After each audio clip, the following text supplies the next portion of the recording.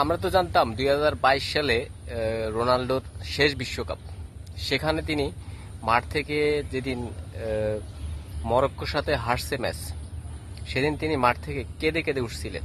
তখন দর্শক সমর্থকরা বলছিল যে রোনাল্ডোর শেষ বিশ্বকাপ, এটাই তার লাইফের ক্যারিয়ারের শেষ বিশ্বকাপ। কিন্তু না, রোনাল্ডো 2026 বিশ্বকাপ খেলবেন।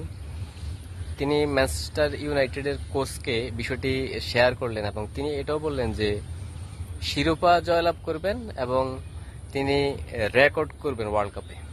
তো রোনাল্ডোর এখনো ইউএফএ নেশনস যে লিগ ম্যাচ, সেখানে ফাইনালে তারা জয়লাভ করে এবং রোনাল্ডো এখন পর্যন্ত ভালোই সম্ভাবনা আছে। তার খেলা এখন পর্যন্ত যে নষ্ট হয়ে গেছে এরকম কোনো কিছু নয়, এখনো রোনাল্ডো জাগ্রত আছে। আমার কাছে মনে হচ্ছে 2026 বিশ্বকাপে তিনি রেকর্ড গড়ার একটা সম্ভাবনাও আছে।